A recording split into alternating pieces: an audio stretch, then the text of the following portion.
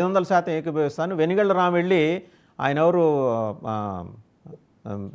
రఘురామకృష్ణరాజు గారి మీద ఎక్కి కూర్చొని దాడి చేసినటువంటి తులసిని వెళ్ళి పరామర్శించడాన్ని నేను స్వాగతిస్తున్నాను. అది కరెక్ట్ అయితే ఇది కరెక్టే, అది తప్పైతే ఇది తప్పే. వెనిగళ్ల రాముని మనం ఏమనం. ఇంకొక ఆయన ఉంటాడు, ఆయన నేను ఎలా ఉంటాను, ఆయన ఎవరు వైసీపీ నుంచి మీ పార్టీలోకి వచ్చిన ఇంకొక ఎమ్మెల్యే, ఆయన ఏమన్నాడు, నా ఒరిజినల్ ఏంటో మీకు ఇంకా తెలియదు అన్నాడు. ఇవన్నీ మీరు ఎంకరేజ్ చేస్తున్నారుగా? లేదు సార్, బోరుగడ్డ అనిల్ అంశానికి తులసిబాబు అంశానికి అసలు సంబంధమే లేదు. లేదని చెబుతున్నాను. ఉందని చెప్పలేదు నేను. లేదు, రెండు వేర్వేరు అంశాలు. బట్ తులసిబాబు రఘురామకృష్ణరాజు గారి గుండెల మీద కూర్చొని చేసిన అరాచక వ్యవహారాన్ని మీరు దాన్ని సమర్థించే విధంగా ఆయన వెళ్ళి వెనిగళ్ల రాము వెళ్ళి మాట్లాడటం ఏంటి? దగ్గుబాటి ప్రసాద్ బెదిరించడం ఏంది? ఆయన ఎవరు అనంతపురం అర్బన్ ఎమ్మెల్యే బెదిరించడం ఏంది? ఏంది ఇది అసలు? సార్ ఒక మాట చెప్తానండి.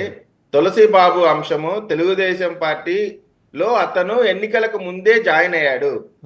ఎమ్మెల్యే గారికి ఆయన ఎలక్షన్ కుంభమేళాకి వెళ్ళి పునీత్ రే వచ్చాడు. ఆయన ఏమండి కుంభమేళాకి వెళ్ళి పునీత్ రే వచ్చేసి జాయిన్ అయిపోయాడా? సార్ కుంభమేళాకి వచ్చి పునీతుడు అవ్వలేదు. తెలుగుదేశం పార్టీలో ఎన్నికలకు ముందే చేరాడు. అనేక రాజకీయ పార్టీలు నాయకులు మారుతూ ఉంటారు. ఈయన పైన చేసినటువంటి అభియోగం ఎప్పుడు చేశారు రఘురామరాజు గారు? ఎన్నికలైన తర్వాత ఈ మధ్య కాలంలో చేశారు. అతను ఫలానా తప్పు చేశారంటారు అయితే రఘురామకృష్ణరాజు గారు. సార్ మీరు దానికి సంబంధం లేకుండా చెప్తున్నారు సార్. ఆయన తప్పు చేశారు అట్లా. మీరు చెప్పిందే కదా నేను చెప్పింది. వెనిగళ్ల రాము గారు వెళ్ళటం అనే దాంట్లో ఎటువంటి తప్పు లేదు. ఆయన అప్పుడు ఎన్నికలకు ముందే తెలుగుదేశం పార్టీ. మీరు జస్టిఫికేషన్ ఇచ్చారు. ఎవరైనా వెళ్ళొచ్చు, జగన్మోహన్ రెడ్డి వెళ్ళొచ్చు, చంద్రబాబు నాయుడు గారు వెళ్ళొచ్చు, లోకేష్ వెళ్ళొచ్చు, ఎవరైనా వెళ్ళొచ్చు, వెనిగళ్ల రాము వెళ్ళొచ్చు. సార్ వెనిగళ్ల మీరు మళ్ళీ చెప్తున్నాను, ఆయన ఎన్నికలకు ముందే తెలుగుదేశం పార్టీలో చేరాడు. ఎన్నికల సమయంలో ఆయనకు అండగా నిలబడ్డాడు. ఆయన కార్యకర్తగా ఆయనకు హెల్ప్ చేసిన వ్యక్తిగా ఆయన వెళ్ళి పరామర్శించారు. రాజకీయాల్లో ఒక నీతి ఉండాలి. ఆయనకు సాయం చేసినోడికి తిరిగి అప్రిషియేట్ అండి.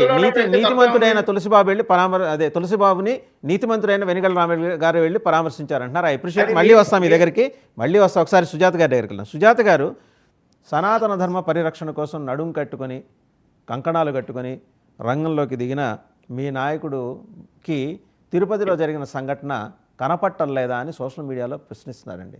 ఒక ఉద్యోగిని ఎవరో TTD board member third rate fellow అని ఇంకంతకుమించి నేను చెప్పలేను, ఆ ఒక్కటే నేను చెప్తున్నా అని మాట్లాడటం. ఆయన ఏం తప్పు చేశాడు? మహాద్వారం దగ్గర నుంచి మీరు వెళ్ళొద్దయ్యా, ఇట్నుంచి వెళ్ళాలి, మీ దర్శనం అయిపోయిన తర్వాత నువ్వెవడివి నాకు చెప్పడానికి, ఈయన్ని ఇక్కడి నుంచి తీసుకెళ్ళండి. నిన్న అంత ఆందోళన జరిగితే ప్రభుత్వ అనుకూల మీడియా దాన్ని పూర్తిగా తొక్కేసింది, చూపించలా. ఉద్యోగులు ఆందోళన చేశారు దాని మీద. మీరు ఇంతవరకు ఒక రెస్పాన్స్ లేదు. మామూలుగా అయితే మీరు ఇప్పటి కన్నెర చేయాలి, ఆగ్రహించాలి, బిఆర్ నాయుడు గారిని ప్రశ్నించాలి, మీరు ప్రశ్నించిన తర్వాత ఆయన ఆన్సర్ చేయాలి. ఏమీ జరగలా. సార్ ముందుగా మీకు అలాగే ప్యానెల్లో ఉన్న పెద్దలకి 99 వీక్షకులకు అందరికీ నమస్కారం అండి. పవన్ కళ్యాణ్ గారికి అంటే టీటీడీలో జరిగిన సంఘటన మేబీ ఢిల్లీ పర్యటనలో ఉన్నారు కాబట్టి ఖచ్చితంగా ఇక్కడికి వచ్చిన తర్వాత మా పార్టీ నుంచి టీటీడీ సభ్యులు ఎవరైతే ఉన్నారో ఖచ్చితంగా వాళ్ళు తెలియజేస్తారు. ఇందులో మా పార్టీ సభ్యులు తప్పెవరిని చేసినా కూడా మేమేమి వాళ్ళకి ఎక్సెంప్షన్ ఉండదు సార్. అలాంటిది మీరు ఇంకొక బిఆర్ నాయుడు గారి విషయంలో మొన్న లాస్ట్ టైం మనం తిరుపతిలో జరిగిన తొక్కిసలాట విషయంలో పవన్ కళ్యాణ్ గారు తనకు సంబంధం లేకపోయినా వెళ్ళి క్షమాపణ చెప్పిన విషయం మనం చూసాం. అలాంటిది ఏదో ఒక దాన్ని వదిలేస్తారు, మా ప్రభుత్వంలో ఉన్నాం కాబట్టి వెనకేసుకొస్తారు అని అనుకోవాల్సిన అవసరం లేదు సార్. కొంచెం టైం పట్టొచ్చు రెస్పాండ్ అవడానికి. ఖచ్చితంగా స్పందిస్తారు సార్ పవన్ కళ్యాణ్ గారు. ఆ విషయంలో ఎటువంటి డౌట్ ఏం లేదు సార్. జరిగిన సంఘటన మీకు తెలుసు కదా సరే. ఆయన అంటే పర్యటనలో ఉన్నారు, ఆయనకు సమగ్రంగా ఇన్పుట్స్ అన్నీ ఉండకపోవచ్చు. ఒకసారి చూద్దామా ఆయన ఏమన్నాడో. ఆయన పేరు నరేష్ కుమార్ అనుకుంటా, కర్ణాటక నుంచి.